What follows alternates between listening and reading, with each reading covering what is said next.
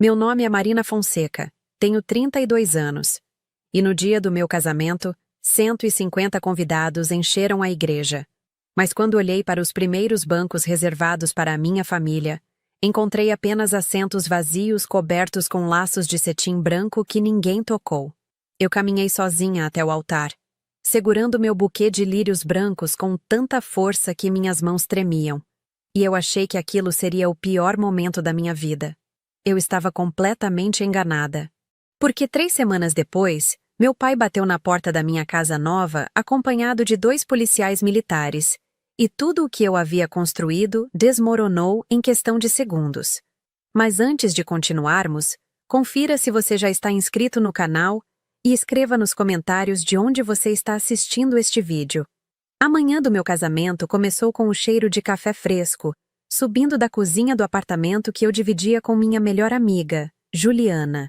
Ela estava fazendo panquecas, coisa que ela só fazia em ocasiões especiais, e o som da espátula batendo na frigideira se misturava com a música da rádio. Acordei com o sol entrando pela janela do quarto, aquela luz dourada de sábado de manhã em São Paulo que faz a cidade parecer menos cinza. Peguei meu celular na mesinha de cabeceira e, como havia feito todas as manhãs nas últimas 3 semanas, conferi as mensagens. Nada. Nem de minha mãe, nem de meu pai, nem de minha irmã mais nova, Camila. O último contato tinha sido um áudio curto de minha mãe, Dona Célia. Há exatos 21 dias. Ela tinha dito apenas isso. Marina, seu pai está muito magoado. A gente não vai conseguir ir. Desculpa, filha. Magoado. Essa palavra martelava na minha cabeça todas as noites desde então. Magoado porque eu tinha escolhido me casar com Rafael, um mecânico automotivo que meu pai considerava inferior.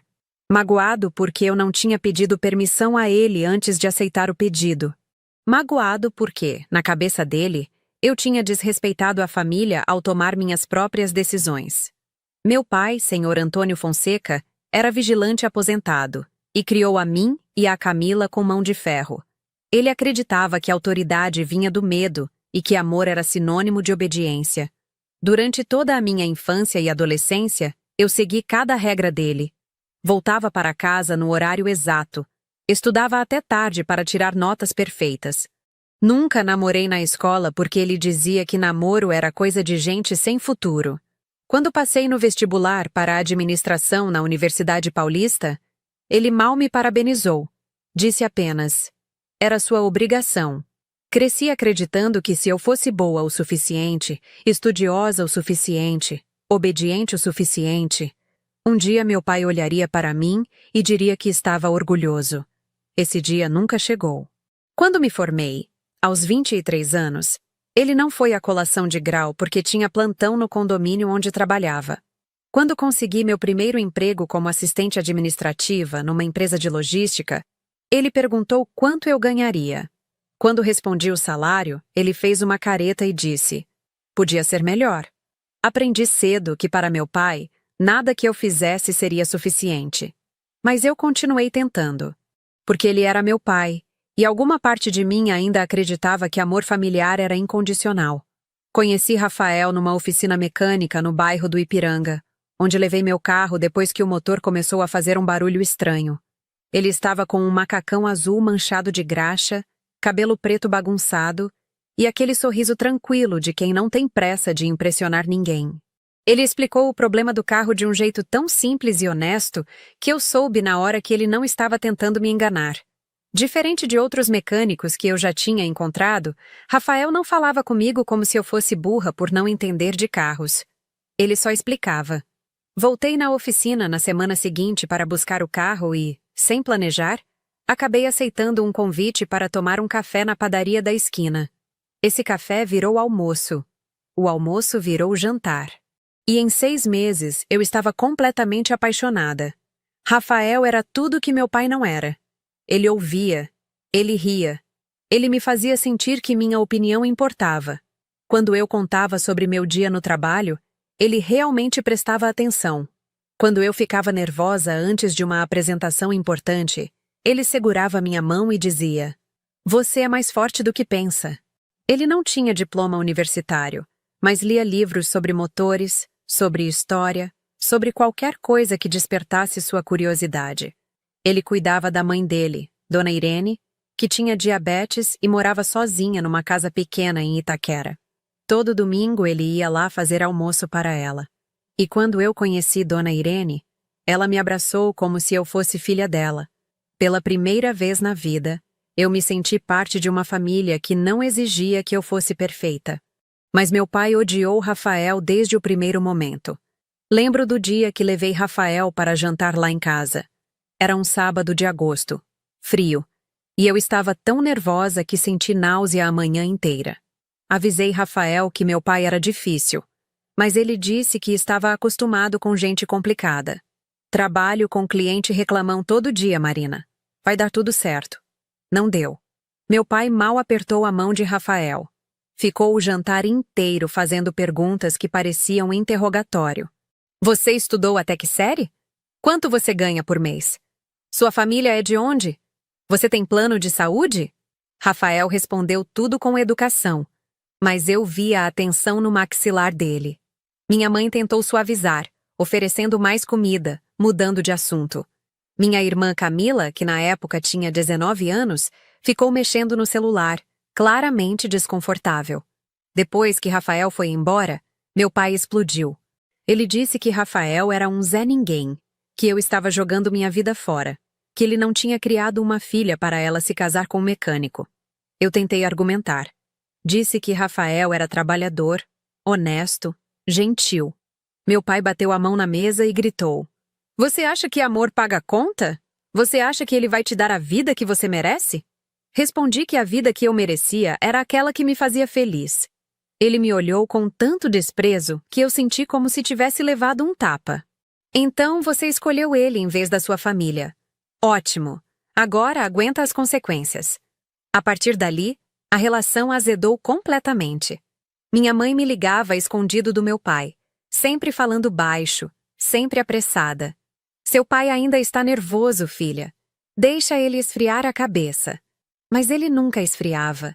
Toda vez que eu tentava visitá-los, ele arrumava desculpa para não estar em casa. Quando Rafael me pediu em casamento, 1 ano e meio depois de começarmos a namorar, eu sabia que meu pai não reagiria bem.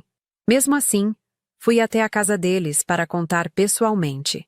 Minha mãe chorou e me abraçou. Camila me parabenizou, mas olhava nervosa para a porta da sala. Quando meu pai chegou e soube da notícia, ele simplesmente disse: Faça o que quiser, só não conte comigo para nada.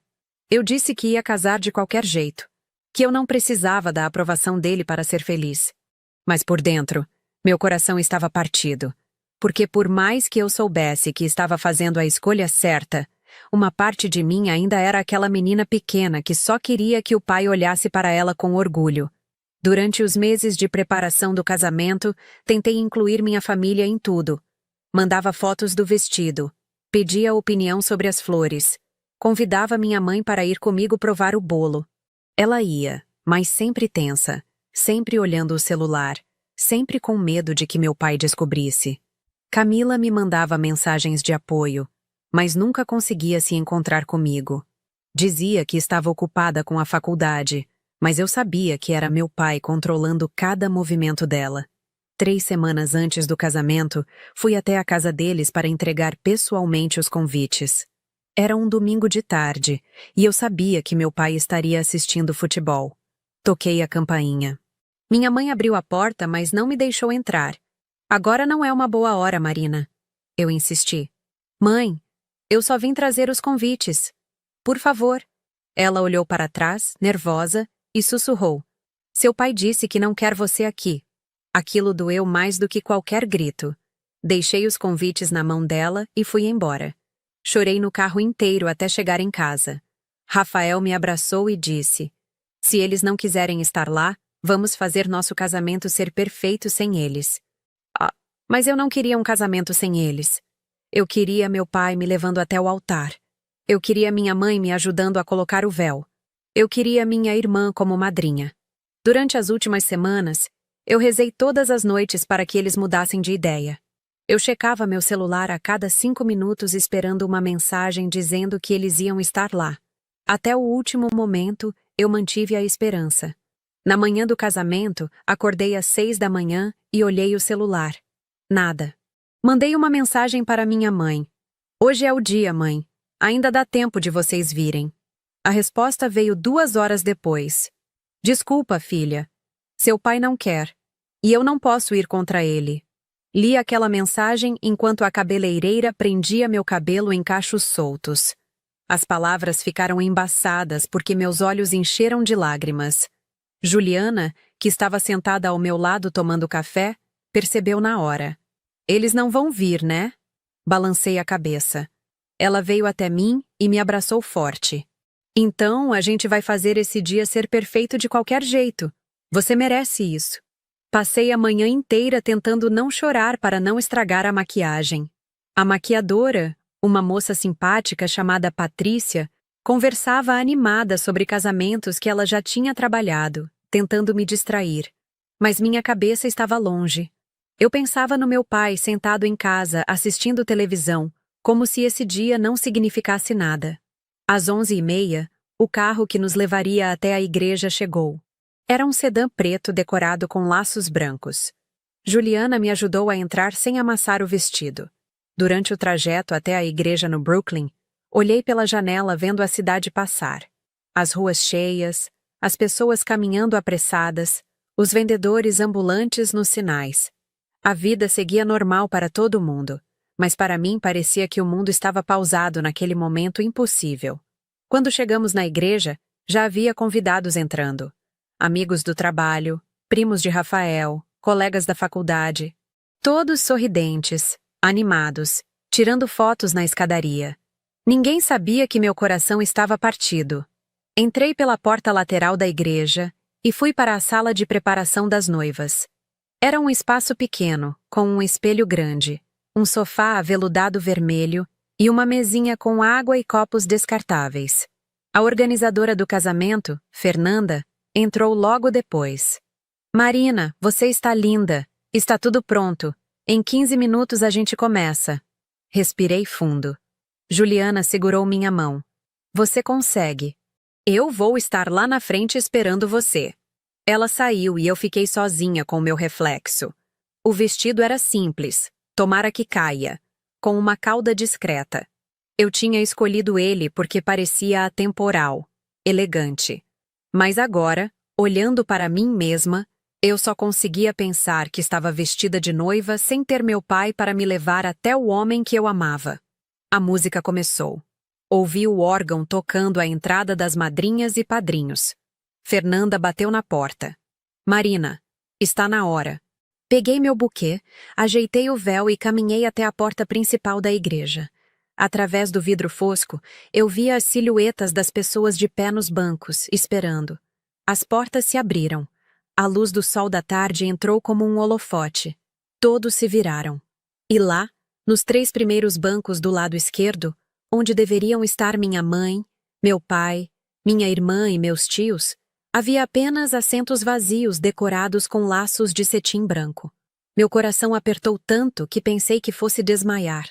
Mas eu não podia. Não ali, não na frente de todo mundo. Então respirei, ergui o queixo e dei o primeiro passo.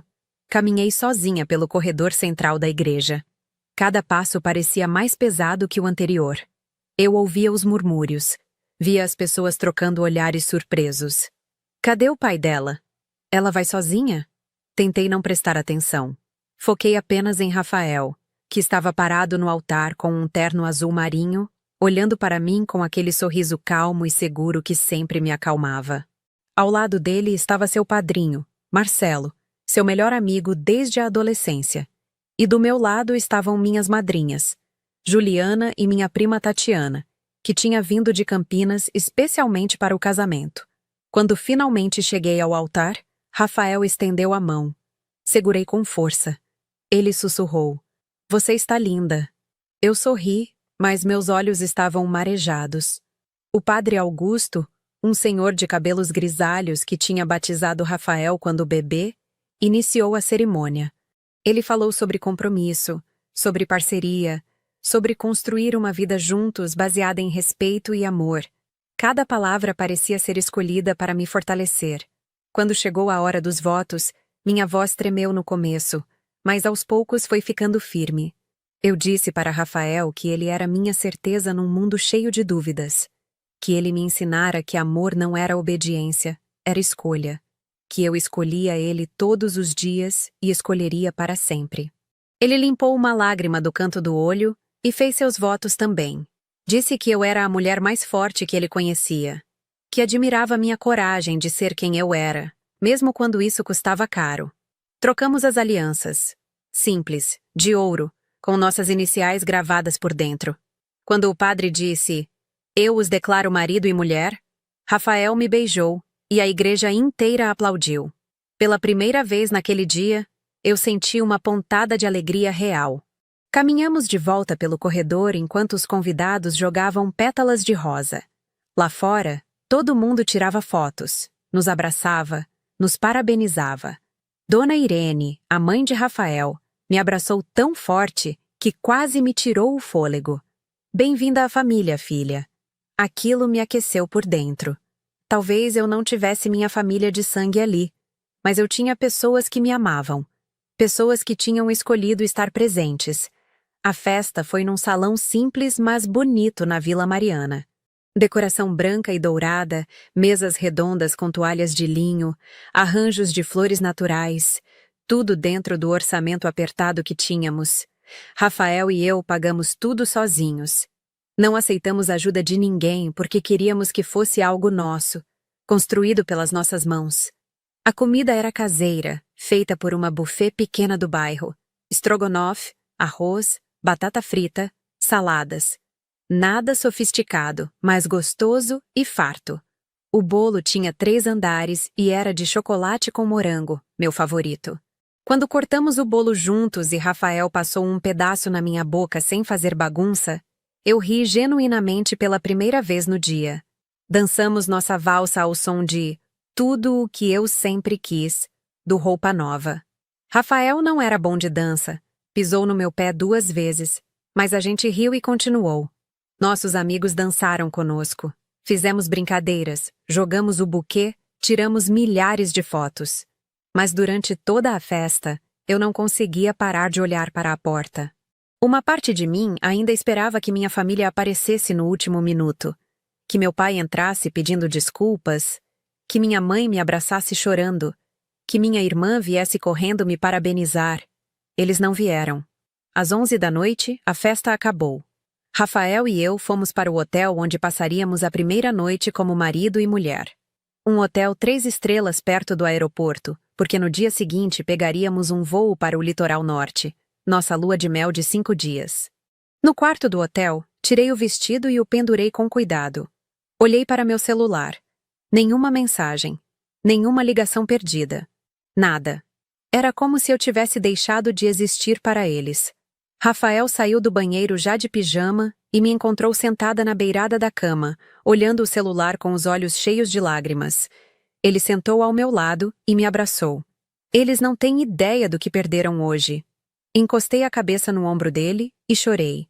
Chorei toda a decepção, toda a mágoa, toda a tristeza acumulada. Rafael só ficou ali, segurando firme, deixando eu desabar. Depois de um tempo, ele disse baixinho: "A gente vai construir nossa própria família, Marina. Uma família que escolhe amor em vez de orgulho." Dormimos tarde e acordamos cedo para pegar o voo das 7 da manhã. Fomos para Ubatuba, uma cidade praiana que a gente adorava. Ficamos numa pousada pequena de frente para a praia, com café da manhã incluso e um quarto com varanda de onde dava para ver o mar.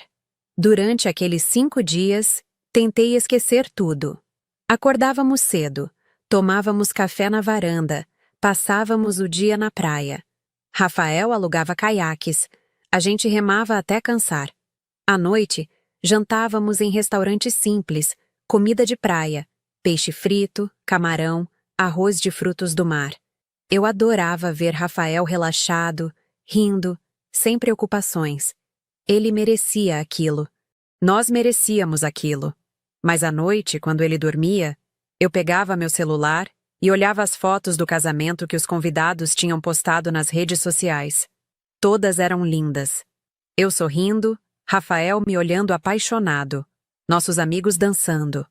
Mas em nenhuma delas havia minha família. E isso doía como uma ferida aberta que não cicatrizava. Tentei ligar para minha mãe 2 vezes. Na primeira, ela atendeu, mas disse que não podia falar. Seu pai está aqui do lado. Na segunda, ela nem atendeu. Mandei mensagem para Camila. Camila, eu sei que você está numa situação difícil, mas eu sou sua irmã. Eu te amo. Por favor, não me abandona. Ela visualizou, mas não respondeu. No último dia da lua de mel, estava deitada na areia ouvindo o som das ondas quando Rafael sentou ao meu lado. Você ainda está pensando neles, né? Assenti. Eu não consigo evitar. É como se tivesse um buraco no peito. Ele pegou minha mão. Marina, eu entendo que dói. Mas você não pode gastar o resto da vida esperando que eles mudem. Às vezes as pessoas não mudam. E tudo bem. Você tem que seguir sua vida de qualquer jeito. Eu sabia que ele estava certo. Mas saber e conseguir fazer são coisas diferentes. Voltamos para São Paulo num domingo à tarde. O apartamento que havíamos alugado juntos ficava no Tatuapé, num prédio sem elevador, 3º andar. Era pequeno. Um quarto, sala e cozinha conjugadas, banheiro minúsculo. Mas era nosso. Passamos a primeira semana organizando as coisas, desempacotando caixas, pendurando quadros, montando estantes. Aos poucos, aquele espaço foi ganhando nossa cara. Rafael colocou uma bancada de ferramentas na área de serviço. Eu organizei meus livros numa estante na sala. Compramos plantas para a varanda. Fizemos daquele lugar um lar. Voltei ao trabalho na segunda-feira seguinte. Meus colegas me receberam com um bolo e me encheram de perguntas sobre o casamento e a lua de mel. Eu contei as partes boas e omiti as ruins. Ninguém precisava saber que minha família não tinha ido. Ninguém precisava saber que meu coração ainda doía toda vez que eu pensava nisso. As semanas passaram. Setembro virou outubro. Eu estabeleci uma rotina. Acordava às 6, preparava café, acordava Rafael, a gente tomava café juntos e cada um ia para o trabalho. Eu pegava o metrô até a empresa de logística onde trabalhava. Rafael ia de moto até a oficina. Voltávamos à noite, jantávamos assistindo alguma série, conversávamos sobre o dia. Era uma vida simples, mas era feliz. Ou pelo menos eu tentava que fosse. Mas a ausência da minha família era uma sombra que me seguia. Toda vez que passava em frente a uma loja de roupas infantis e via mães com filhas, meu coração apertava. Toda vez que via propagandas de Dia das Mães ou Dia dos Pais, eu sentia um nó na garganta.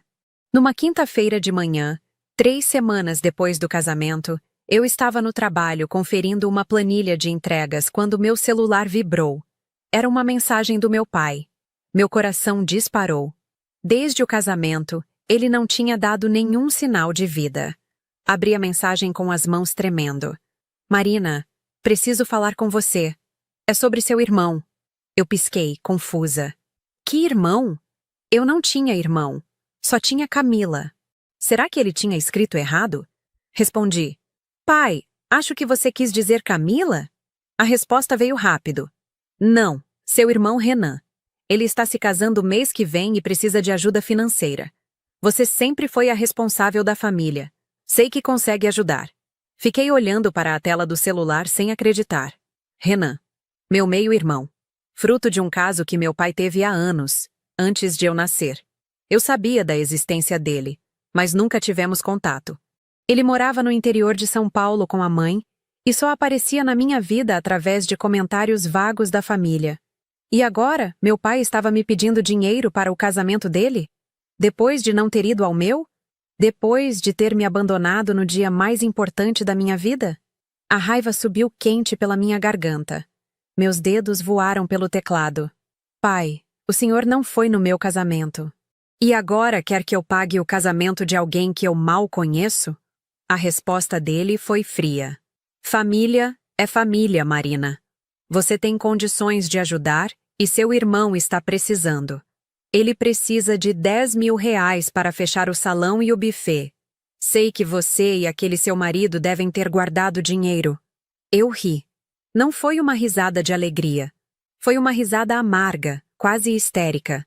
Aquele era o motivo pelo qual meu pai tinha quebrado o silêncio? Não para pedir desculpas. Não para dizer que tinha errado. Mas para pedir dinheiro. 10.000 reais. Quase metade do que Rafael e eu tínhamos economizado com tanto esforço. Levantei da mesa e fui até o banheiro da empresa para não ter uma crise de nervos na frente dos colegas. Tranquei a porta da cabine e sentei na tampa do vaso sanitário com as mãos tremendo. Li a mensagem de novo. E de novo. Cada palavra era uma facada. Liguei para Rafael. Ele atendeu no segundo toque. Oi, amor. Tudo bem? Minha voz saiu quebrada. Meu pai me mandou mensagem. Silêncio do outro lado. Depois, o que ele quer? Contei tudo. Sobre Renan, sobre os 10.000 reais, sobre a frieza da mensagem. Rafael suspirou fundo. Marina, você não vai dar esse dinheiro, vai? Eu já sabia a resposta. Mas ouvir ele confirmar me deu forças. Não, claro que não. Mas dói, Rafael. Dói muito. Voltei para a mesa e tentei trabalhar, mas não consegui me concentrar. Fiquei o dia inteiro remoendo aquilo. Quando saí do trabalho às 6 da tarde, peguei o metrô lotado de volta para casa. Fiquei em pé, espremida entre pessoas cansadas voltando do trabalho, e pensei em tudo que minha família tinha me feito. Todas as vezes que eu tinha tentado ser boa o suficiente. Todas as vezes que eu tinha engolido mágoas para manter a paz. Todas as vezes que eu tinha colocado a vontade deles acima da minha. E o que eu tinha recebido em troca? Abandono. E agora, cobrança. Quando cheguei em casa, Rafael já estava lá.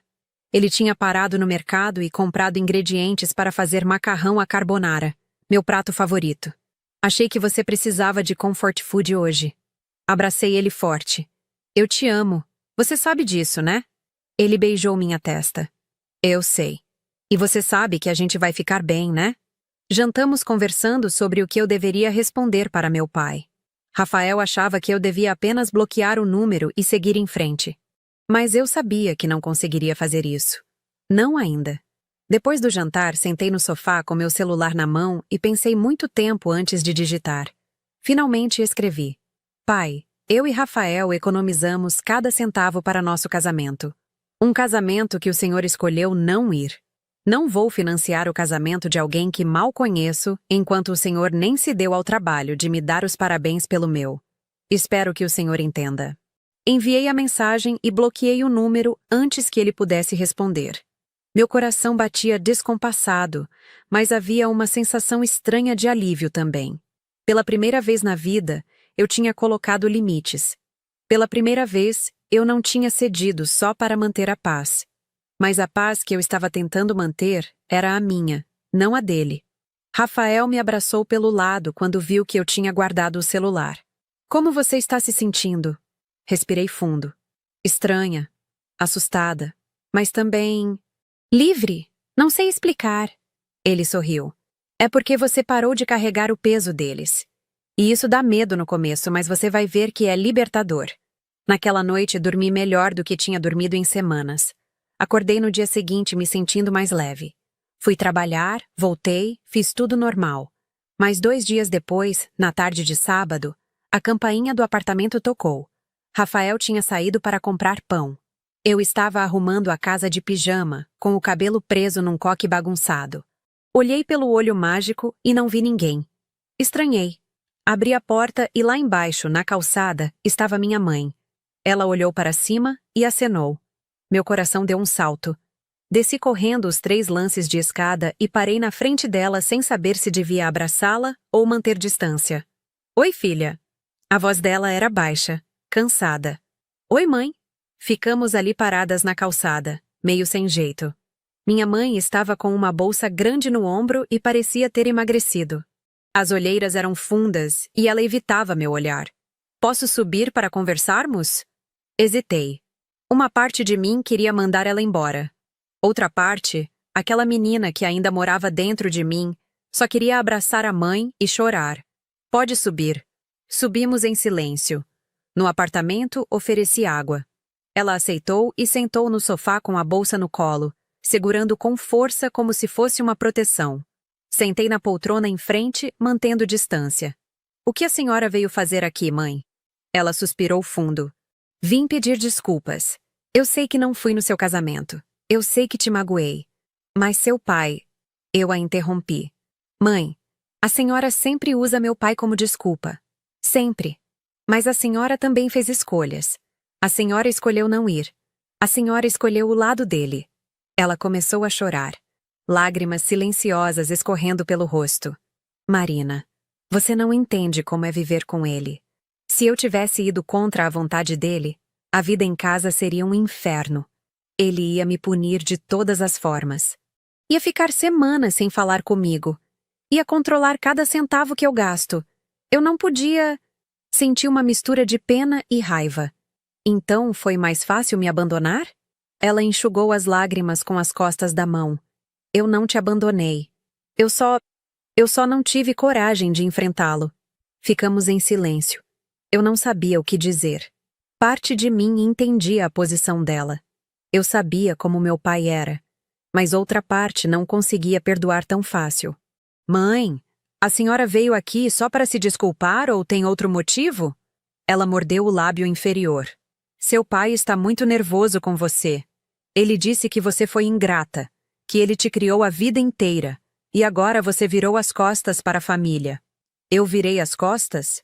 Minha voz saiu mais alta do que eu pretendia. Mãe, ele não foi no meu casamento. Ele está me pedindo dinheiro para o casamento de um meio-irmão que eu mal conheço. E eu sou a ingrata? Minha mãe encolheu os ombros. Eu sei que ele está errado, Marina, mas ele é orgulhoso. Ele não vai pedir desculpas. Nunca pediu na vida dele. Levantei e comecei a andar pela sala. Então ele espera que eu simplesmente esqueça tudo e pague 10 mil reais para um casamento de alguém que não faz parte da minha vida? É isso? Ela abaixou a cabeça. Ele acha que você tem obrigação. Você está trabalhando, seu marido trabalha, vocês não têm filhos ainda. Parei na frente dela. Mãe, esse dinheiro é nosso. Eu e Rafael suamos para juntar cada real. Pagamos nosso próprio casamento sem ajuda de ninguém. E agora ele acha que pode simplesmente exigir que eu pague o casamento de outra pessoa? Minha mãe levantou e segurou meu braço. Por favor, Marina. Eu sei que é muito pedir, mas seu pai vai tornar minha vida impossível se você não ajudar.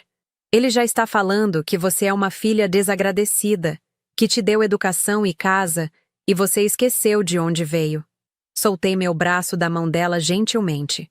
Mãe, eu sinto muito pela sua situação. De verdade. Mas eu não posso continuar sendo refém das explosões do meu pai. Eu não vou dar esse dinheiro. O rosto dela fechou. Marina, por favor, pensa na sua irmã. Pensa em mim. Se você não ajudar, quem vai sofrer sou eu e a Camila. Aquilo me atingiu. Porque era verdade. Meu pai descarregaria a raiva em quem estivesse por perto. Mas eu não podia mais ser a válvula de escape dele. Mãe, eu amo a senhora e a Camila. Mas vocês duas também fazem escolhas. Vocês escolhem continuar ali. Eu não posso salvar vocês se vocês não querem se salvar. Ela pegou a bolsa e se levantou. Então é isso?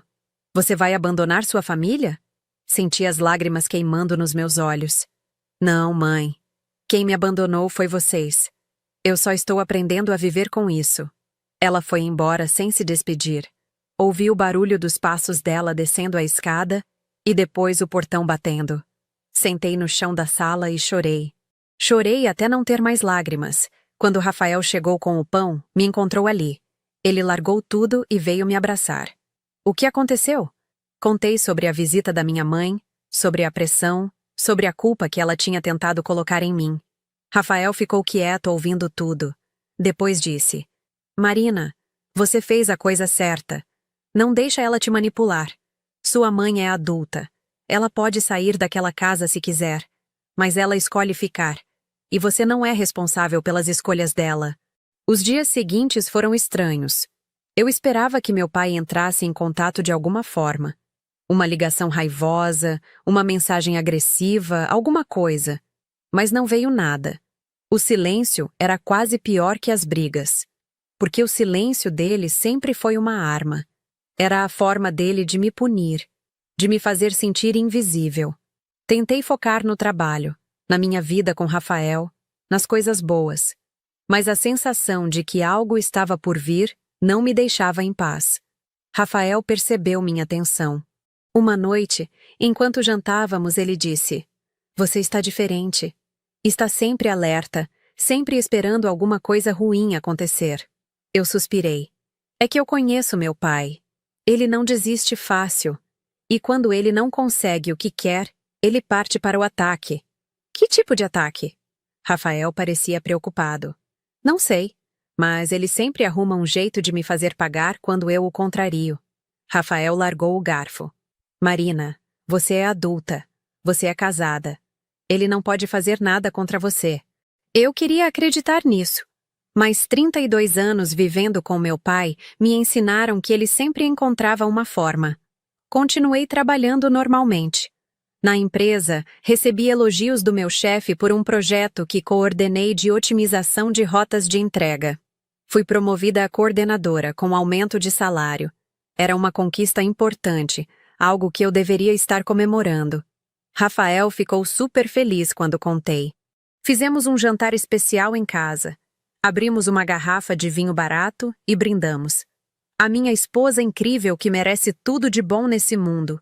Mas mesmo naquele momento feliz, eu sentia o peso da ausência da minha família.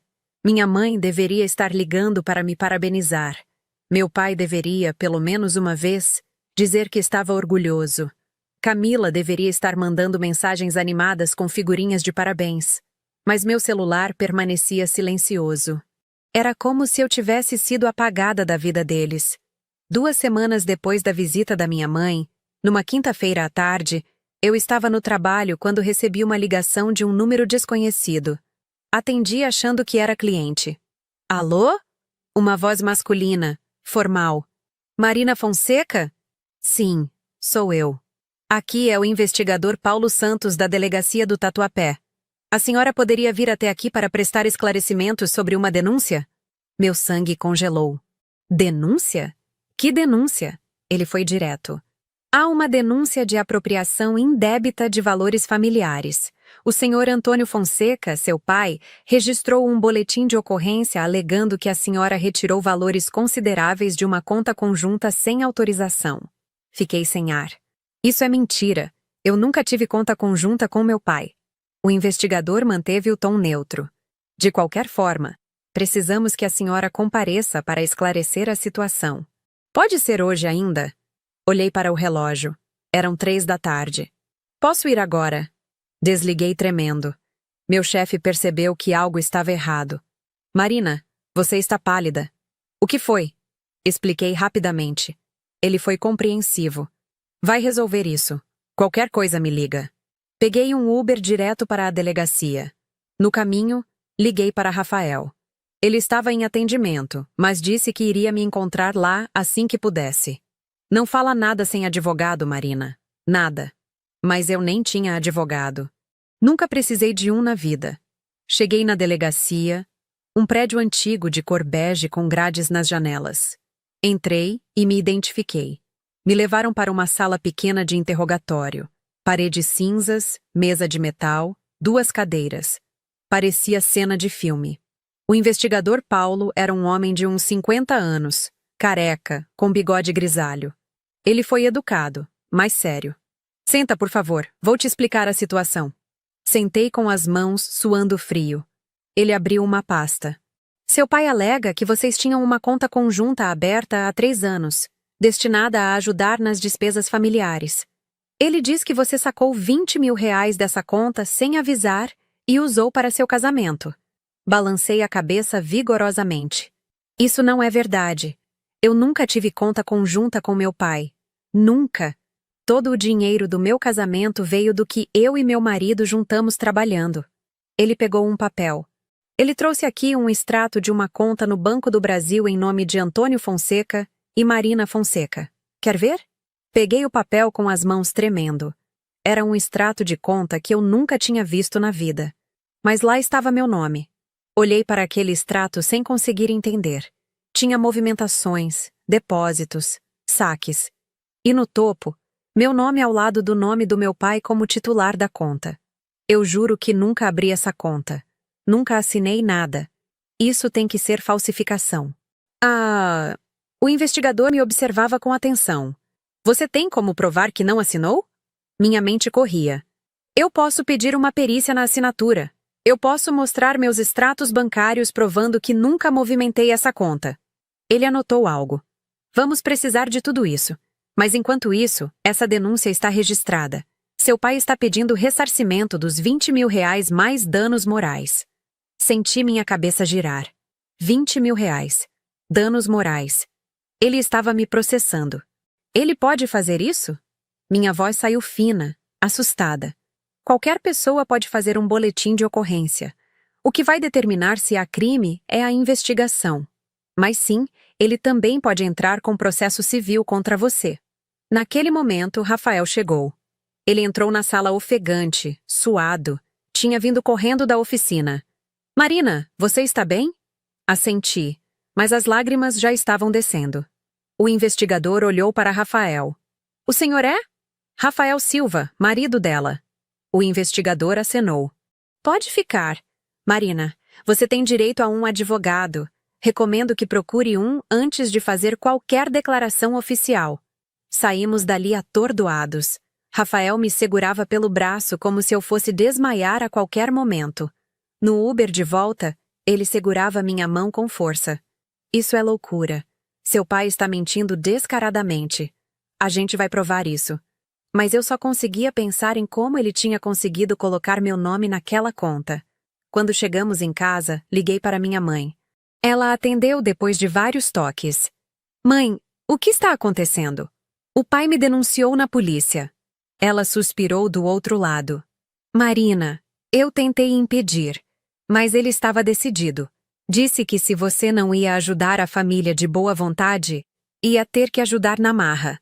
Mas mãe, essa conta é falsa. Eu nunca assinei nada. Ela ficou em silêncio por um momento. Depois disse baixinho. Marina, você não lembra?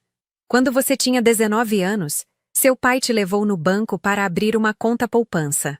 Ele disse que era para você começar a guardar dinheiro para o futuro. Você assinou uns papéis. Minha memória voltou. Eu lembrava vagamente daquele dia. Tinha acabado de começar a trabalhar como estagiária. Meu pai disse que ia me ensinar a ter responsabilidade financeira. Eu confiei nele. Assinei o que ele mandou assinar. Mas aquilo era para ser uma conta só minha. Ele disse que era para eu guardar dinheiro. Era conjunta, Marina. Ele colocou dinheiro naquela conta durante anos.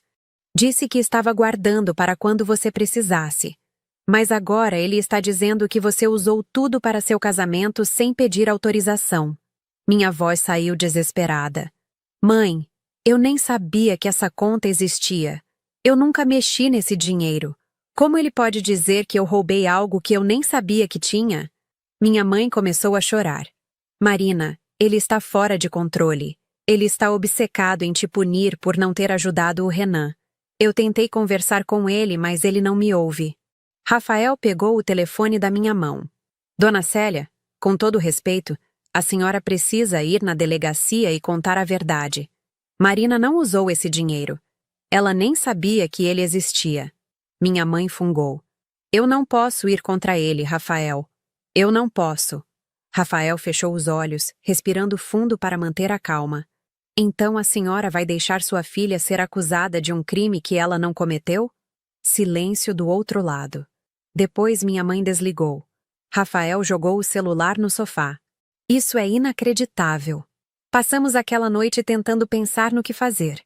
Rafael ligou para um colega que tinha passado por problemas legais e conseguiu a indicação de uma advogada criminalista, doutora Patrícia Moraes.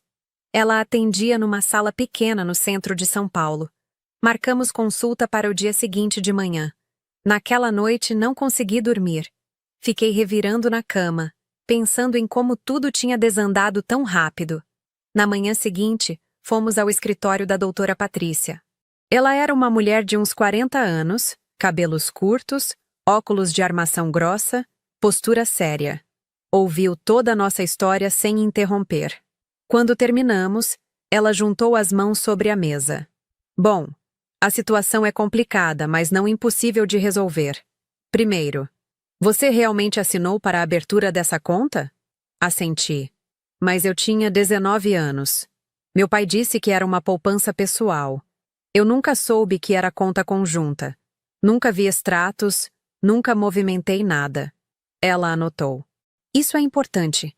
Você foi induzida a erro. Segundo, você tem como provar que o dinheiro do seu casamento veio de outras fontes? Rafael se adiantou. Temos todos os recibos. Todos os pagamentos foram feitos das nossas contas pessoais. Eu e Marina temos contas separadas das famílias. Tudo documentado. Doutora Patrícia sorriu pela primeira vez. Ótimo.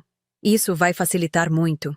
Terceiro, vamos precisar de uma perícia grafotécnica para comprovar que você não movimentou essa conta. E quarto, vamos responder ao boletim de ocorrência com uma representação por estelionato e denunciação caluniosa contra seu pai. Arregalei os olhos. Processar meu pai? Ela me olhou com seriedade. Marina, ele te acusou de um crime. Se você não se defender, isso pode virar processo criminal. Você pode ter que responder na justiça, pode ter problemas no trabalho. Sua reputação vai ficar manchada. Você precisa se proteger. Olhei para Rafael. Ele assentiu. Ela está certa. A gente precisa fazer isso. Assinei os documentos autorizando a advogada a me representar.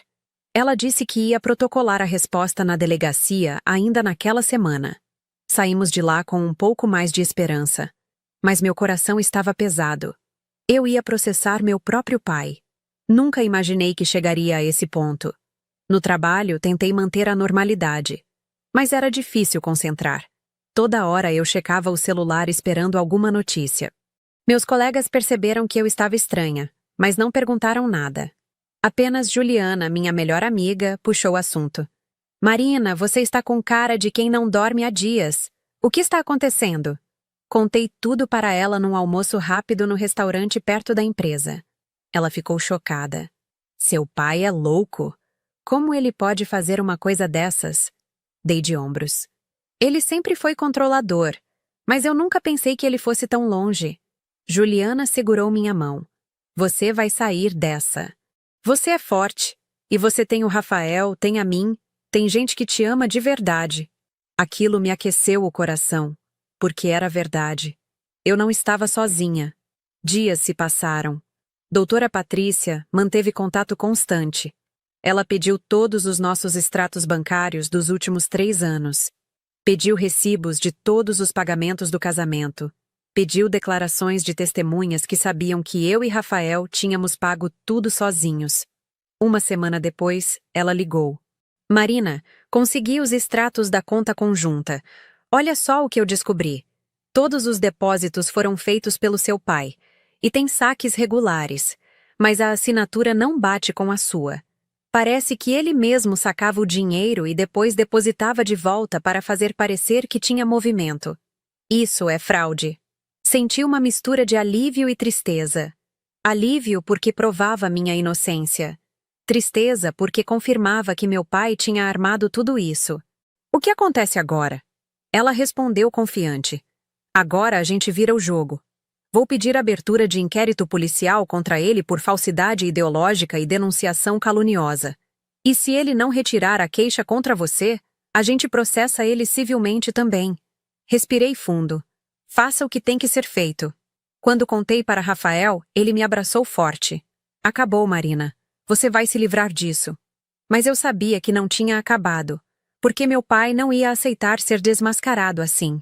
Ele ia reagir. E eu estava certa.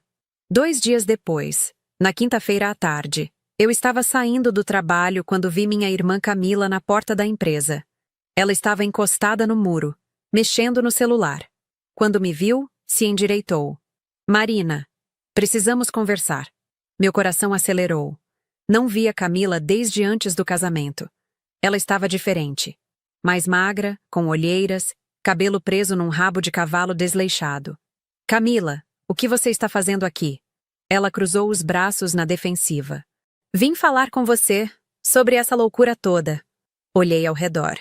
As pessoas saindo do trabalho, o movimento da rua. Vamos tomar um café ali na esquina? Ela concordou. Caminhamos em silêncio até a padaria. Pedimos 2 cafés e sentamos numa mesa no fundo. Camila mexia no açúcar sem parar, nervosa. Marina, você precisa retirar esse processo contra o pai. Soltei o ar devagar. Camila, eu não posso fazer isso. Ele me acusou de roubar dele. Ele inventou uma história completamente falsa para me prejudicar. Ela olhou para mim com os olhos marejados. Mas ele é nosso pai, Marina. Como você consegue fazer isso com ele? Senti a raiva subir. Como eu consigo? Camila, ele não foi no meu casamento. Ele me pediu 10 mil reais para pagar o casamento de um meio-irmão que eu mal conheço. Quando eu disse não, ele me denunciou por um crime que eu não cometi. E você está me perguntando como eu consigo? Ela limpou uma lágrima. Você não entende. Ele está destruído. Está com depressão. Mal sai do quarto. A mãe está desesperada. Minha voz tremeu. E eu estou destruída também, Camila. Ele me abandonou. Ele me acusou. E agora vocês querem que eu seja a pessoa compreensiva? Sempre fui eu. Sempre fui eu que cedi, que engoli, que perdoei. Não desta vez. Camila bateu a mão na mesa, chamando a atenção das pessoas ao redor. Você está sendo egoísta. Você sempre foi a filha perfeita, a que saiu de casa, a que conseguiu se virar. Mas eu ainda estou lá. Eu tenho que aguentar ele do jeito que ele está. E a culpa é sua. Aquilo me atingiu como um soco. A culpa é minha? Camila, você tem 22 anos. Você pode sair de casa quando quiser. Ninguém está te segurando lá. Ela riu amargo. Você acha que é fácil? Eu não tenho dinheiro. Não tenho emprego fixo. Ainda estou na faculdade. Para onde eu vou? Respirei fundo tentando acalmar. Camila, você pode morar comigo. Você pode ficar no nosso sofá até arrumar um emprego. Eu te ajudo. Mas eu não vou abrir mão da minha dignidade para agradar ele. Ela balançou a cabeça. Eu não quero sua ajuda. Eu só queria que você voltasse atrás com esse processo. Porque se você não voltar, ele disse que vai fazer algo pior. Meu estômago embrulhou. Pior como? Camila abaixou o olhar. Não sei. Mas ele está falando coisas assustadoras. Que vai na sua empresa, que vai falar com seu chefe, que vai te expor nas redes sociais. Marina, ele está obcecado. Fechei os olhos. Claro que ele estava. Camila, eu não posso viver com medo dele para sempre. Se ele quiser me expor, que exponha. A verdade está do meu lado. Ela se levantou. Então eu não posso te ajudar. Você está sozinha nisso. Senti um aperto no peito. Camila, por favor. Não precisa ser assim. Ela pegou a bolsa. Precisa sim. Porque você escolheu seu lado. E eu escolhi o meu.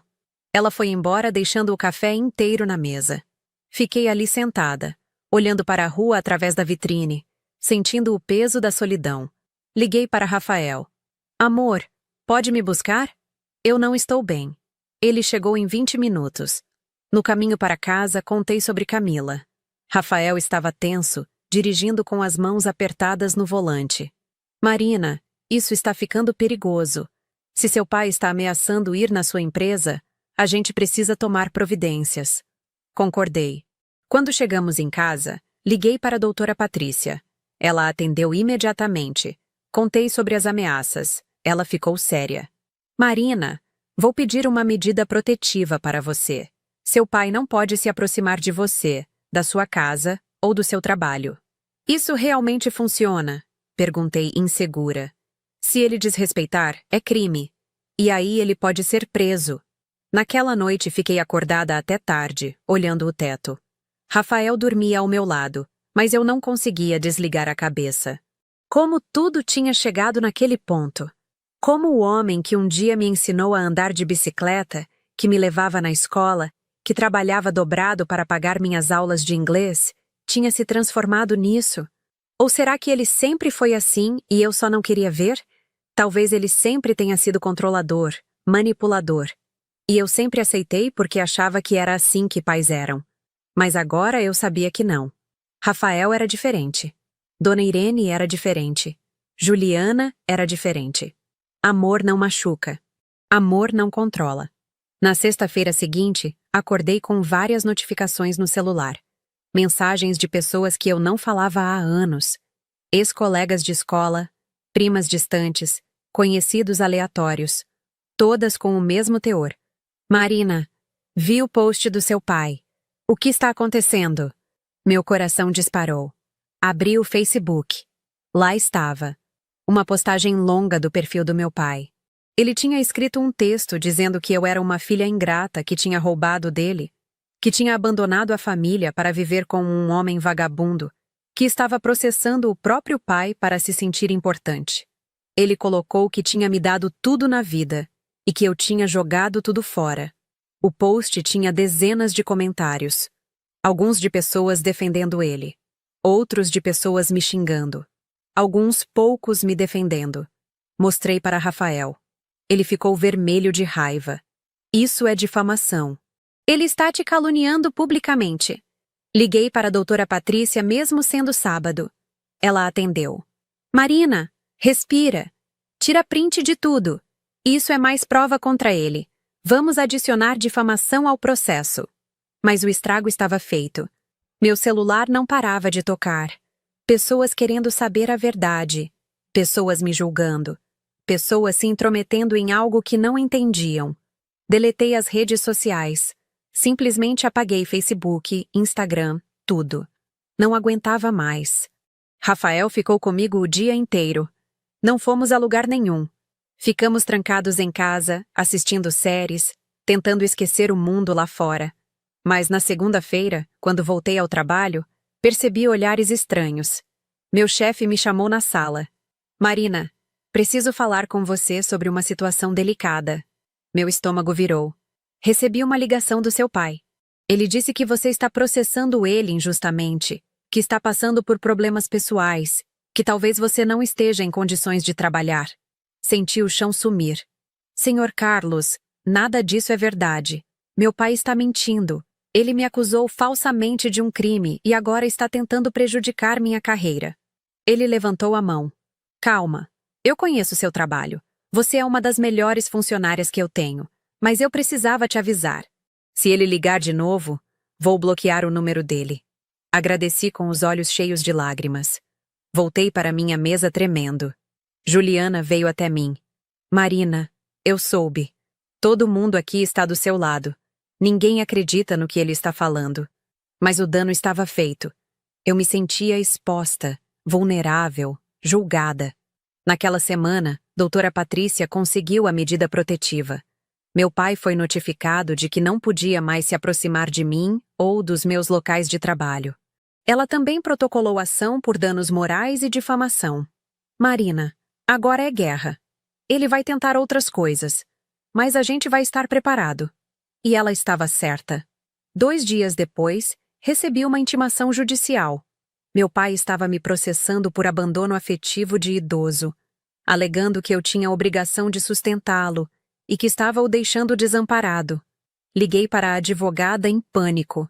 Ele pode fazer isso? Ele nem é idoso ainda. Ele tem 58 anos. Ela suspirou. Ele pode tentar, mas não vai colar. É só mais uma manobra desesperada dele. Vamos contestar. Mas eu estava exausta. Exausta de brigar, de me defender, de provar que eu não era a vilã dessa história. Uma noite, desabei chorando nos braços de Rafael. Eu não aguento mais. Ele não para. Ele não vai parar nunca. Rafael segurou meu rosto com as 2 mãos, me fazendo olhar nos olhos dele. Marina, escuta. Ele quer que você desista. Ele quer te quebrar. Mas você não vai deixar. Porque você é mais forte que ele. Você sempre foi. Mas eu não me sentia forte. Me sentia pequena, cansada, derrotada. Comecei a ter crises de ansiedade. Acordava de madrugada com o coração acelerado, suando frio, sem conseguir respirar direito. Rafael me levou no médico. O doutor receitou ansiolíticos e sugeriu terapia. Comecei a fazer sessões com uma psicóloga 2 vezes por semana. Doutora Sandra era uma mulher calma, de uns 50 anos, que me ouvia sem julgar. Nas primeiras sessões, eu mal conseguia falar sem chorar. Ela me explicou que eu estava passando por um processo de luto. Você está perdendo a família que você idealizou. E isso é tão doloroso quanto perder alguém pela morte. Talvez até mais, porque eles estão vivos, mas escolheram não te ter na vida deles. Aquilo fazia sentido. Eu estava de luto. De luto pelo pai que eu sempre quis ter. De luto pela família que nunca tive de verdade. De luto pela menina que acreditava que se fosse boa o suficiente, seria amada. Mas aos poucos, com terapia e remédio, comecei a melhorar. Comecei a entender que nada disso era culpa minha. Que eu não podia controlar as ações do meu pai. Só podia controlar minhas reações. Outubro virou novembro. As folhas das árvores na rua começaram a cair. O clima ficou mais quente, anunciando o verão que estava chegando. Doutora Patrícia tinha conseguido derrubar quase todas as acusações do meu pai.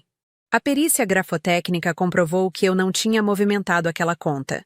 Os recibos do casamento provaram que eu tinha pago tudo com meu dinheiro. A acusação de apropriação indébita foi arquivada. O processo por abandono de idoso foi rejeitado. E agora, meu pai é quem estava sendo investigado por falsidade ideológica e difamação. Mas ele não desistia. Continuava fazendo posts nas redes sociais. Continuava contando para quem quisesse ouvir que eu era uma filha terrível. Uma tarde de sábado, estava no mercado comprando coisas para o almoço quando esbarrei numa conhecida da minha mãe, Dona Marlene. Ela me viu e fez cara de nojo. Ah, você! Que vergonha o que você está fazendo com seus pais. Uma filha que processa o próprio pai. Senti o sangue subir, mas respirei fundo como tinha aprendido na terapia. A senhora não sabe da história toda, Dona Marlene. E com todo respeito, não é da sua conta. Ela bufou indignada e foi embora. Eu fiquei ali parada no corredor de massas, segurando um pacote de macarrão, tentando não chorar. Quando cheguei em casa, Rafael percebeu que eu estava abalada. O que aconteceu? Contei. Ele ficou bravo. Essas pessoas não sabem de nada. Elas só ouvem o lado dele. Eu sabia, mas doía do mesmo jeito. Sentei no sofá e olhei pela janela. Lá embaixo na rua, uma mãe passava com uma menina pequena de mãos dadas. A menina ria, pulava, livre e feliz. Pensei em como eu tinha sido assim um dia. Antes de aprender que amor vinha com condições. Antes de aprender que família podia machucar mais que estranhos. Rafael sentou ao meu lado. Você sabe o que a gente precisa? De um tempo longe de tudo isso. Que tal a gente viajar? Só nós dois. Desligar dos problemas por uns dias. Olhei para ele. A gente tem dinheiro para isso? Ele sorriu. A gente dá um jeito. Você precisa respirar, Marina. Decidimos ir para um sítio no interior de São Paulo. Um lugar simples que um amigo de Rafael tinha e alugava por fim de semana. Era longe, sem sinal de internet direito, sem barulho de cidade. Perfeito. Avisamos doutora Patrícia que estaríamos fora por 5 dias. Ela disse que estava tudo tranquilo, que os processos estavam andando e que não tinha nada urgente. Pegamos a estrada numa quinta-feira de manhã. Rafael dirigindo, eu no banco do passageiro com a janela aberta, deixando o vento bagunçar meu cabelo. A paisagem foi mudando aos poucos. Prédios viraram casas. Casas viraram chácaras. Chácaras viraram pasto. Quando chegamos, já era tarde. O sítio era pequeno, mas aconchegante. Uma casa de 2 quartos, varanda com rede, quintal com árvores frutíferas. Passamos aqueles dias sem pensar em nada. Acordávamos tarde. Tomávamos café na varanda ouvindo passarinhos. Rafael pescava no açude pequeno que tinha nos fundos do terreno.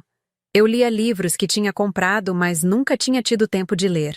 À noite, fazíamos janta juntos e sentávamos na varanda vendo as estrelas. Não tinha poluição luminosa ali. O céu era negro com milhares de pontos brilhantes. Numa dessas noites, deitados na rede abraçados, Rafael disse: Você parece mais leve. Faz tempo que não te vejo assim. Sorri. É porque aqui eu posso esquecer tudo. Aqui só existe a gente. Ele me beijou na testa. Quando a gente voltar para São Paulo, vai continuar sendo só a gente. Não importa o que seu pai faça. Ele não vai destruir o que a gente construiu. No último dia no sítio, acordei antes de Rafael. Fui até a cozinha fazer café e percebi que meu celular tinha sinal. Tinha várias mensagens e ligações perdidas. O coração apertou. Abri as mensagens. Eram de doutora Patrícia. Marina, me liga quando puder. Urgente. Liguei imediatamente. Ela atendeu no primeiro toque. Marina, onde você está? No interior. O que aconteceu? Ela respirou fundo. Seu pai sofreu um infarto. Está internado no Hospital São Camilo. Sua mãe tentou te ligar, mas não conseguiu. Ela me ligou desesperada. Senti as pernas bambas. Sentei na cadeira da cozinha. Ele está bem? Está estável, mas é sério. Sua mãe está pedindo que você vá lá. Desliguei o telefone e fiquei olhando para a parede. Meu pai estava no hospital. Um infarto. Sério. Rafael apareceu na cozinha sonolento. Bom dia. Você já fez café? Olhei para ele. Meu pai teve um infarto. A sonolência sumiu do rosto dele imediatamente. Quando? Não sei. A doutora Patrícia acabou de me ligar. Ele está no São Camilo. Rafael sentou na cadeira ao lado da minha. O que você quer fazer? Essa era a pergunta de R$ 1 milhão. O que eu queria fazer? Parte de mim dizia para ficar onde estava. Ele tinha me abandonado, me acusado, tentado destruir minha vida. Por que eu deveria ir correndo quando ele precisava? Mas outra parte, aquela menina que ainda morava dentro de mim, sussurrava. Mas ele é seu pai. Eu não sei. Minha voz saiu fraca. Rafael segurou minha mão. Olha, qualquer decisão que você tomar, eu vou estar do seu lado. Se você quiser ir, a gente vai. Se você quiser ficar, a gente fica. Não existe certo ou errado aqui. Fechei os olhos e tentei ouvir meu coração. No fundo, muito no fundo, eu sabia o que precisava fazer. Vamos para São Paulo. Eu preciso ir.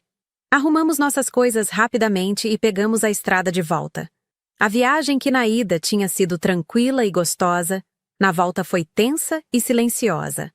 Eu olhava pela janela sem ver nada, só pensando no que encontraria quando chegasse lá. Chegamos em São Paulo no final da tarde. O trânsito estava pesado, caótico, buzinas por todo lado.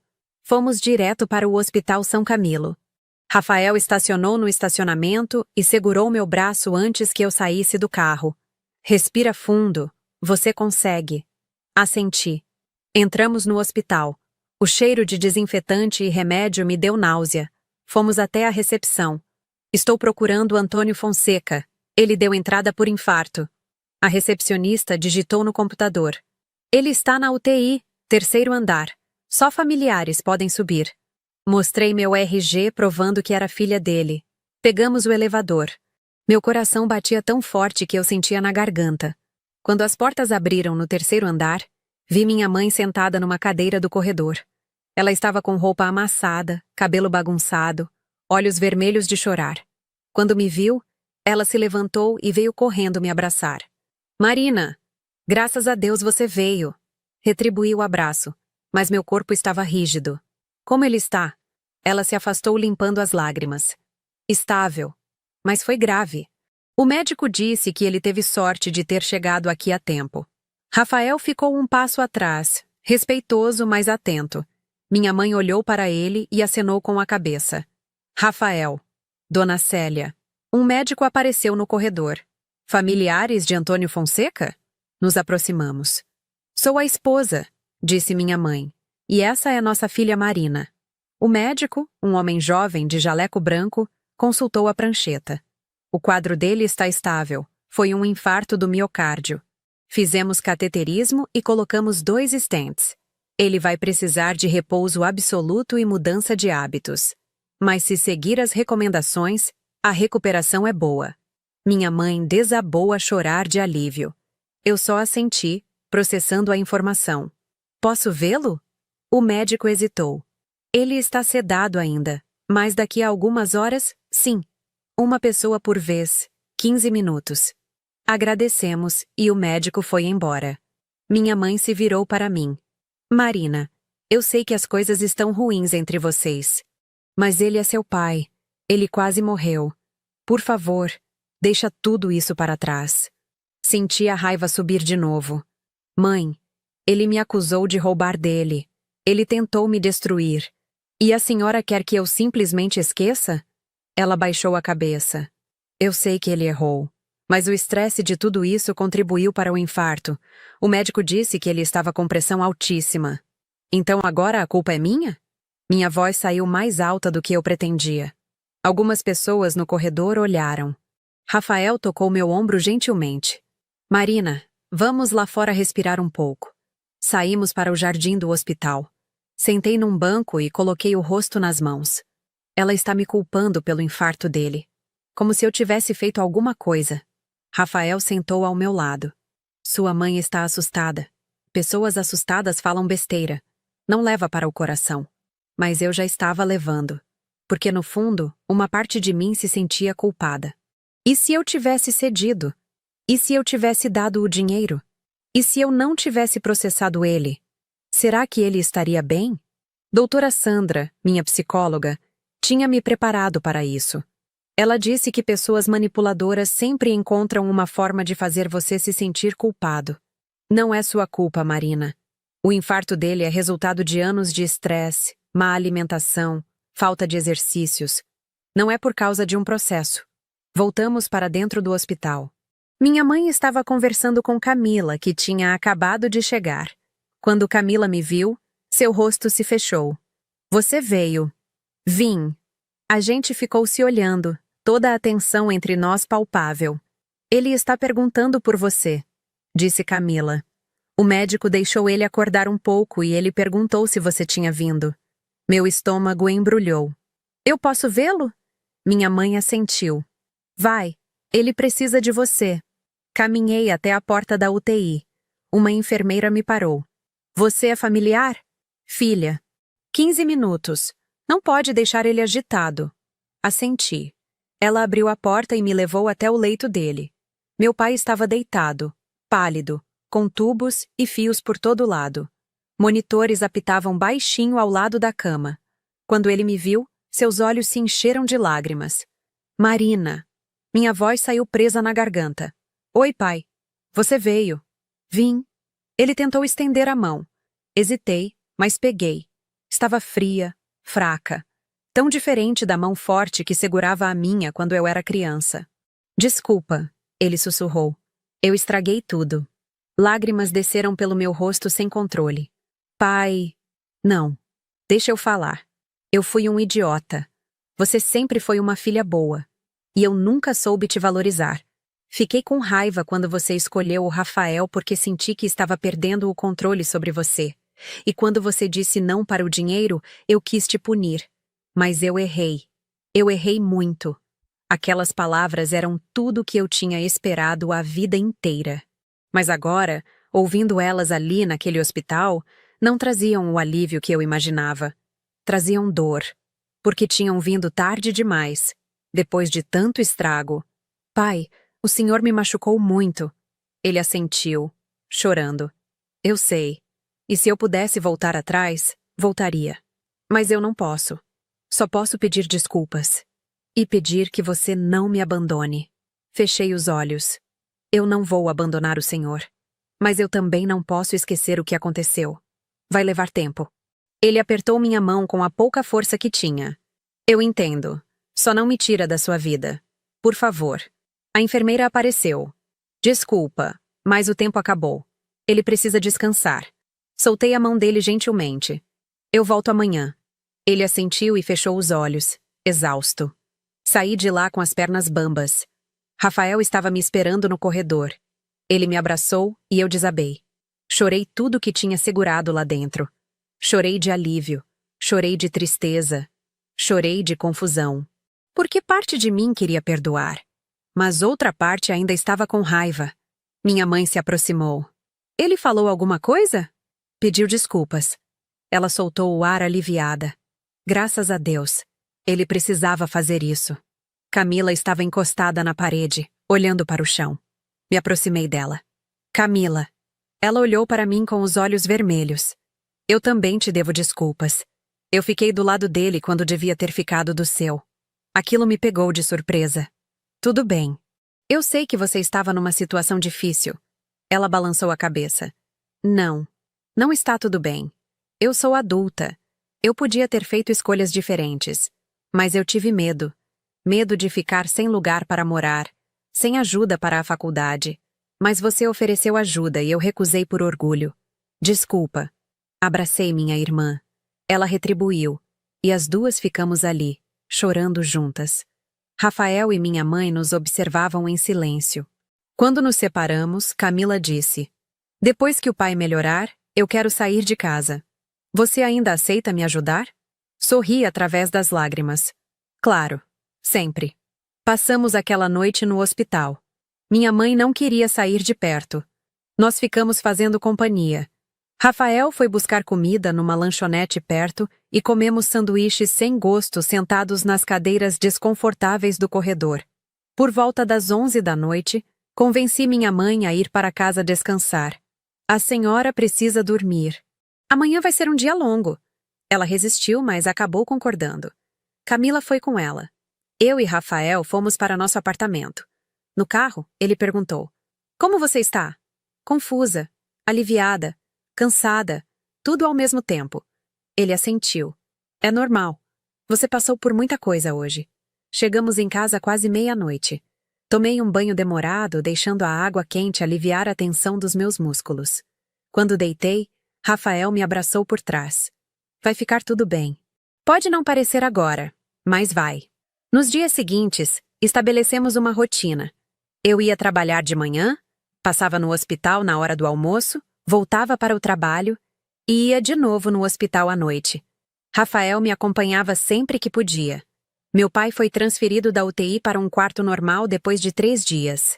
Estava mais forte, conversava mais. Mas ainda frágil. Aos poucos, fomos reconstruindo alguma coisa. Não era a relação que eu sempre quis. Não era perfeita, mas era honesta. Ele me contou que tinha ficado com medo de me perder, que quando eu casei com Rafael, sentiu que não era mais importante na minha vida. Eu sei que parece absurdo, mas foi isso que eu senti. Tentei explicar. Pai, casar não significa abandonar os pais. Significa começar uma nova família sem deixar de amar a antiga? Ele assentiu. Eu entendo isso agora, mas na época meu orgulho não deixou ver. Conversamos sobre muita coisa. Sobre minha infância, sobre as expectativas dele, sobre meus sonhos que ele nunca perguntou.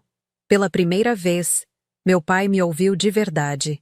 E pela primeira vez, eu entendi um pouco do homem por trás da autoridade. Ele me contou que cresceu numa família muito pobre, que o pai dele era alcoólatra e batia nele e nos irmãos, que ele jurou que quando tivesse filhos seria diferente, mas acabou repetindo padrões sem perceber. Eu nunca bati em você, mas eu controlei. E isso também é uma forma de violência. Aquela conversa doeu, mas também libertou alguma coisa dentro de mim. Doutora Patrícia me ligou uma semana depois do infarto. Marina, seu pai pediu para retirar todas as acusações contra você. E pediu para você retirar as suas contra ele. Ele quer fazer um acordo de paz. Olhei pela janela do trabalho, vendo a cidade se mover lá embaixo. Eu aceito. Mas quero que ele assine um documento reconhecendo que tudo que ele falou era mentira. Já está sendo providenciado. Assinamos os papéis uma semana depois. No escritório da advogada, meu pai estava sentado numa cadeira de rodas, ainda se recuperando. Quando ele assinou o documento admitindo que tinha mentido, que eu nunca tinha roubado dele, que tudo tinha sido manipulação, senti um peso enorme sair das minhas costas. Saímos de lá e fomos almoçar num restaurante próximo ao hospital, onde ele ainda fazia acompanhamento. Era estranho estar ali, os 4. Eu, Rafael, meu pai e minha mãe. Como se fôssemos uma família normal. A conversa foi tímida no começo, mas aos poucos foi fluindo. Meu pai perguntou sobre o trabalho de Rafael. Pela primeira vez, demonstrou interesse genuíno. Rafael falou sobre os projetos na oficina, sobre o sonho de um dia ter a própria oficina. Meu pai ouviu e no final disse: "Você é trabalhador. Isso é o que importa." Não era um elogio efusivo, mas vindo dele, significava muito. No final do almoço, meu pai pegou na minha mão. "Marina, eu sei que não posso apagar o que fiz, mas eu quero tentar ser um pai melhor. Se você me der essa chance. Olhei para Rafael, que me deu um sorriso de incentivo. Olhei para minha mãe, que tinha lágrimas nos olhos.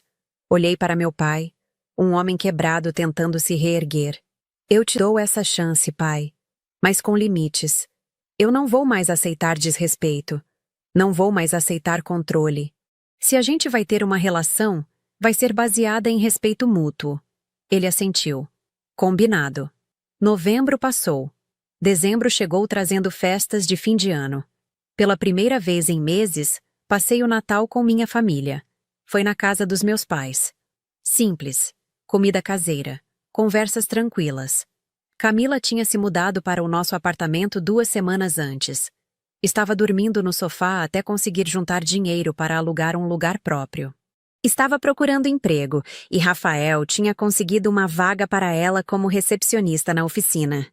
A ceia de Natal foi gostosa. Peru, farofa, arroz, saladas, sobremesa feita pela minha mãe. Depois da janta, sentamos na sala e conversamos sobre o ano que estava terminando. Meu pai, ainda se recuperando, mas melhor, disse: "Esse ano quase me matou. Literalmente. Mas me ensinou que orgulho não vale nada se você perde as pessoas que ama." Minha mãe completou: "E me ensinou que ficar em silêncio por medo é tão ruim quanto gritar por raiva." Camila olhou para mim. "Me ensinou que família de verdade é quem te acolhe quando você não tem para onde ir." Olhei para Rafael ao meu lado. "Me ensinou que amor de verdade não controla, só apoia." Brindamos com refrigerante, porque meu pai não podia beber álcool. Ao ano novo, que seja de reconstrução. O Réveillon passamos na praia. Eu, Rafael, Juliana e seu namorado novo. Alugamos uma casa pequena em Guarujá e passamos 3 dias lá. Na virada, ficamos na areia vendo os fogos. Quando o relógio marcou 00:30, Rafael me beijou e sussurrou: "Feliz Ano Novo, minha comandante." Eu ri. Ele tinha começado a me chamar assim de brincadeira, porque dizia que eu organizava tudo como uma operação militar. Feliz Ano Novo, meu mecânico favorito. Olhamos para o céu iluminado de cores. Eu pensei em tudo que tinha passado. O casamento sem família. O pedido absurdo de dinheiro. A denúncia. O processo. A difamação.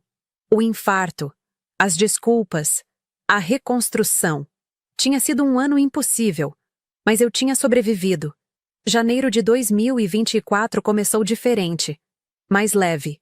Meu pai estava se recuperando bem. Tinha mudado a alimentação, estava fazendo caminhadas leves, tomando os remédios direitinho. Conversávamos pelo telefone 2 vezes por semana. Às vezes ele me ligava só para saber como tinha sido meu dia. Parecia estranho no começo, mas aos poucos fui me acostumando. Minha mãe começou a fazer aulas de artesanato. Disse que estava redescobrindo quem ela era, fora do papel de esposa e mãe. Ficamos mais próximas. Almoçávamos juntas 1 vez por semana. Camila conseguiu o emprego na oficina e estava adorando. Disse que nunca imaginou que ia gostar de trabalhar com carros. Mas Rafael era um chefe paciente que ensinava tudo com calma. Em fevereiro, doutora Sandra, minha psicóloga, disse que eu tinha feito um progresso enorme. "Marina, você começou aqui completamente destruída, achando que tudo era sua culpa. Hoje você está inteira. Ainda tem cicatrizes, mas você entende que elas fazem parte da sua história. Elas não te definem." Concordei. As cicatrizes estavam lá. Sempre estariam. Mas elas me lembravam que eu era forte, que eu tinha sobrevivido, que eu tinha colocado limites, que eu tinha escolhido minha própria felicidade mesmo quando isso custou caro. Uma tarde de março, meu pai me ligou. "Marina, posso te pedir um favor?" Meu corpo inteiro ficou tenso. Favores do meu pai tinham sido problema no passado. "Que favor?" "Queria que você e o Rafael viessem jantar aqui em casa sábado. Quero fazer um churrasco. Nada demais, só a família." Relaxei. "Claro, pai, a gente vai." O churrasco foi gostoso. Meu pai assando carne, minha mãe fazendo saladas, Camila preparando a mesa. Eu e Rafael ajudamos em tudo. No final, quando já estava escurecendo e estávamos sentados na área externa da casa, meu pai se levantou. "Eu queria falar uma coisa." Todos olharam para ele. Ele limpou a garganta claramente nervoso. Marina, eu nunca fui bom com palavras. Nunca soube como dizer que te amava. Sempre achei que prover era suficiente. Mas não era. Você merecia ouvir que eu estava orgulhoso. Que você sempre foi uma filha incrível. Que eu errei muito. Então vou dizer agora, mesmo que atrasado, eu te amo. E eu tenho muito orgulho de quem você se tornou. As lágrimas desceram sem controle. Levantei e abracei meu pai. Ele retribuiu forte. Eu também te amo, pai. Aquele foi o momento que eu esperei 32 anos para viver. E valeu cada segundo de espera. Claro que nem tudo virou um conto de fadas. Ainda havia dias difíceis. Dias em que eu lembrava das mágoas e ficava irritada. Dias em que meu pai voltava aos velhos padrões e eu precisava lembrá-lo dos limites. Mas a diferença era que agora, ele ouvia. E pedia desculpas quando errava. E tentava melhorar. Em abril, descobri que estava grávida. Foi uma surpresa. Eu e Rafael não estávamos tentando ativamente, mas também não estávamos evitando. Quando vi o positivo no teste, fiquei olhando sem acreditar. Contei para Rafael naquela mesma noite. Ele ficou em choque por 5 segundos. Depois me pegou no colo e girou pela sala. A gente vai ser pais! A gente vai ter um bebê! Rimos e choramos juntos. Contei para minha família no domingo seguinte. Minha mãe chorou de alegria. Camila gritou animada. E meu pai que sempre foi tão duro, limpou uma lágrima e disse: Vou ser avô. Vou poder fazer com esse bebê tudo que eu não fiz direito com você. Sorri. Vai sim, pai. Mas vai fazer do jeito certo dessa vez. Vou, eu prometo. Os meses da gravidez foram intensos. Enjoos, cansaço, ansiedade. Mas também foram mágicos. Ver a barriga crescer, sentir o bebê mexer, escolher o nome junto com Rafael. Decidimos não saber o sexo. Queríamos surpresa. Em dezembro, numa tarde quente de verão, entrei em trabalho de parto. Rafael me levou correndo para o hospital, nervoso, dirigindo mais rápido do que deveria. Liguei para minha mãe do carro. Mãe, chegou a hora. Ela chegou no hospital meia hora depois que eu. Meu pai veio junto, apesar de ainda não poder fazer grandes esforços. Camila saiu do trabalho mais cedo para estar lá. Juliana apareceu com flores. O trabalho de parto durou 12 horas. 12 horas longas, dolorosas, exaustivas. Rafael ficou o tempo todo segurando minha mão, enxugando meu suor, sussurrando palavras de incentivo. Quando finalmente o bebê nasceu e eu ouvi aquele choro, tudo valeu a pena. É um menino, anunciou a médica. Colocaram ele no meu peito. Pequenininho, vermelho, perfeito. Olhei para Rafael. Ele estava chorando. A gente fez isso. A gente fez um ser humano. Ri entre lágrimas. A gente fez. Escolhemos o nome Pedro, Pedro Silva Fonseca. Quando trouxeram minha família para conhecer o bebê, meu pai ficou parado na porta do quarto, apenas olhando. Minha mãe se aproximou primeiro, pegou o Pedro no colo com cuidado, como se ele fosse se quebrar. Meu netinho lindo. Camila tirou 1000 fotos, e meu pai finalmente se aproximou. Estendeu os braços hesitante. Posso? Entreguei o bebê para ele. Meu pai segurou o neto pela primeira vez e seus olhos se encheram de lágrimas. Oi, Pedro. Eu sou seu avô. E eu prometo que vou ser melhor com você do que fui com sua mãe. Mas ela é incrível, sabe? Ela me ensinou que nunca é tarde para mudar. Aquela cena me fez chorar novamente.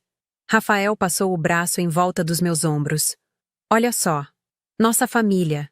E era mesmo. Não era a família perfeita que aparece em comercial de margarina. Era uma família remendada, cheia de cicatrizes, reconstruída com esforço. Mas era nossa. E era real. Passamos 3 dias no hospital. Quando finalmente fomos para casa com o Pedro, a vida mudou completamente. Noites sem dormir, fraldas sujas, choro sem parar. Mas também sorrisos, descobertas. Amor transbordando por todos os lados. Minha mãe vinha todos os dias ajudar. Ensinava truques de como acalmar bebê, como fazer ele arrotar, como sobreviver com 2 horas de sono. Meu pai aparecia nos fins de semana trazendo coisas. Um carrinho, roupinhas, fraldas. Sempre com a desculpa de que estava passando na loja e viu. Camila era a tia coruja que postava foto do sobrinho em todas as redes sociais. E Rafael era o pai mais apaixonado do mundo. Acordava de madrugada para trocar fralda, cantava músicas inventadas para fazer o Pedro dormir, conversava com ele como se o bebê entendesse cada palavra.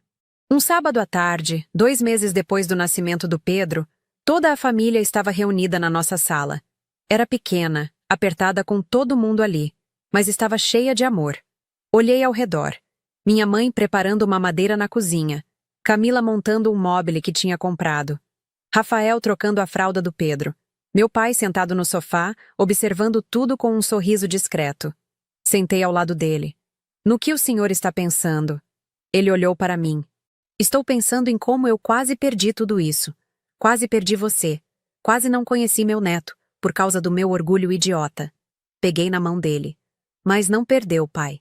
A gente se encontrou de novo. Ele apertou minha mão. Graças a você. Você teve coragem de colocar limites, de não aceitar migalhas. Se você tivesse continuado aceitando meus abusos, a gente nunca teria chegado aqui. Encostei a cabeça no ombro dele. Aprendi com uma pessoa muito sábia que perdoar não é esquecer. É escolher não deixar a mágoa envenenar o futuro. Quem disse isso? Minha psicóloga. Mas poderia ter sido você, se o senhor tivesse me ouvido antes. Ele riu baixo. Touché. Naquela noite, depois que todo mundo foi embora e Pedro finalmente dormiu, sentei com Rafael na varanda pequena do apartamento. O céu estava estrelado, raro em São Paulo. Você se arrepende? Perguntei de repente. Rafael olhou para mim confuso. De quê? De ter se casado comigo, de ter entrado nessa família louca, de ter aguentado tudo que meu pai fez. Ele segurou meu rosto com as 2 mãos. Marina, você está louca? Eu jamais me arrependeria. Você é a melhor coisa que aconteceu na minha vida. E sua família? Eles tiveram problemas, sim. Mas quem não tem? O importante é que vocês tiveram coragem de consertar. Isso é raro. Beijei ele devagar. Eu te amo. Obrigada por ter ficado. Sempre vou ficar. Somos uma equipe, lembra? Nos meses seguintes, a vida foi se ajeitando. Pedro crescia rápido, descobrindo o mundo. Eu voltei ao trabalho depois da licença maternidade, e foi difícil deixar ele, mas necessário. Camila tinha alugado um kitnet pequeno, mas estava feliz com sua independência. Minha mãe tinha se matriculado num curso de confeitaria e estava adorando fazer bolos decorados. Meu pai tinha voltado a trabalhar meio período como porteiro de um prédio comercial, só para se manter ativo. E eu estava em paz. Não era uma paz perfeita, sem problemas. Era uma paz real, construída sobre escombros, mas sólida. Em junho, no aniversário de 1 ano de casamento, Rafael me levou para jantar no mesmo restaurante onde tivemos nosso primeiro encontro. Uma pizzaria simples na Vila Mariana. Comemos pizza de mussarela e tomamos refrigerante porque eu estava amamentando. No final, ele pegou minha mão sobre a mesa. Esse ano foi louco, né? Ri. Foi a palavra mais suave possível. Mas a gente passou por tudo. Juntos. Juntos. Ele tirou uma caixinha pequena do bolso. Meu coração pulou. Rafael, a gente já é casado. Ele sorriu. Eu sei. Mas no nosso casamento você não tinha aliança de noivado. Então eu queria te dar uma agora, para marcar nosso primeiro ano. E todos os que vêm pela frente. Abri a caixinha. Dentro havia uma aliança simples, de prata, com uma pedra pequena azul. Nada ostentoso. Perfeito. É linda. Como você. Ele colocou no meu dedo. Marina Fonseca Silva. Obrigado por ter me escolhido. Obrigado por ter lutado pela gente. Obrigado por ser a mulher mais incrível que eu conheço. Choramos ali mesmo, no meio da pizzaria lotada, sem ligar para quem estava olhando. Porque às vezes a felicidade não cabe dentro da gente e precisa transbordar. Hoje, quando olho para trás, vejo tudo o que passei. A dor do abandono no casamento. A humilhação da denúncia falsa. a angústia dos processos, o medo de perder tudo. Mas vejo também a força que descobri dentro de mim, os limites que aprendi a colocar, o perdão que escolhi dar, não por obrigação, mas por libertação. Minha família não é perfeita. Meu pai ainda tem recaídas, momentos em que tenta controlar. Mas agora eu sei dizer não. Minha mãe ainda tem medo de contrariar ele, mas está aprendendo a ter voz própria. Camila ainda está descobrindo quem é, mas tem tempo. E eu? Eu finalmente entendi que família não é sobre quem te gerou. É sobre quem escolhe ficar quando tudo desmorona. É sobre quem te apoia quando você coloca limites. É sobre quem cresce junto com você, mesmo quando dói. Rafael me ensinou que amor verdadeiro não sufoca, liberta. Pedro me ensinou que recomeços são possíveis em qualquer idade. Meus pais me ensinaram que pessoas podem mudar, se quiserem. E eu aprendi que vale a pena lutar pela sua paz. Mesmo que isso signifique decepcionar pessoas.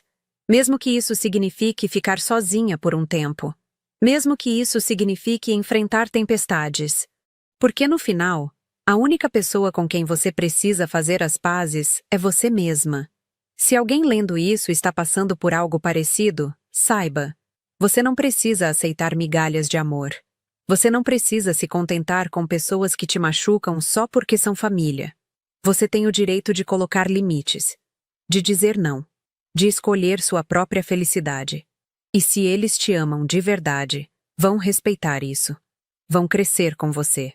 E se não amam, bem, você vai descobrir que consegue viver sem eles.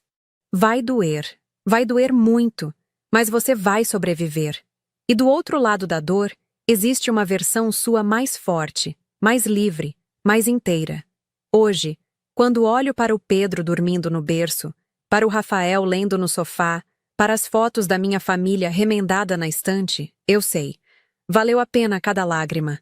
Valeu a pena cada noite sem dormir de angústia. Valeu a pena cada confronto difícil. Porque agora eu tenho algo que dinheiro não compra e que ninguém pode tirar de mim. Paz. A paz de quem sabe que não traiu a si mesma. A paz de quem colocou limites e foi respeitada. A paz de quem perdoou, mas não esqueceu. A paz de quem construiu sua própria família, com pessoas que escolhem amor em vez de orgulho. E se eu pudesse dar um conselho para aquela Marina de 1 ano atrás, parada sozinha no corredor da igreja, eu diria: caminha. Levanta a cabeça e caminha. Porque cada passo que você dá sozinha te leva mais perto de quem você realmente é. E essa pessoa é incrível. Meu nome é Marina Fonseca Silva. Tenho 33 anos. Sou esposa, mãe, filha, irmã, amiga e sobrevivente. E se você está lendo isso, saiba, você também pode sobreviver. Você também pode reconstruir. Você também pode escolher paz. Não vai ser fácil, mas vai valer a pena. Porque no final, a melhor vingança contra quem tentou te destruir não é raiva, não é rancor. É viver bem, é ser feliz, é construir uma vida tão bonita que eles se arrependem de não ter feito parte dela desde o começo. E quando eles pedirem para voltar, você decide, com limites, com respeito, com dignidade. Ou não voltar. E tudo bem também, porque você aprendeu a lição mais importante. Você não precisa de ninguém para ser completa. Você já é. Fim. Esta história foi inspirada na estrutura narrativa analisada, mas com contexto completamente brasileiro, personagens originais e uma jornada única de autodescoberta e estabelecimento de limites saudáveis. A protagonista Marina representa todas as mulheres que precisam aprender que amor próprio não é egoísmo e que família verdadeira se constrói com respeito mútuo.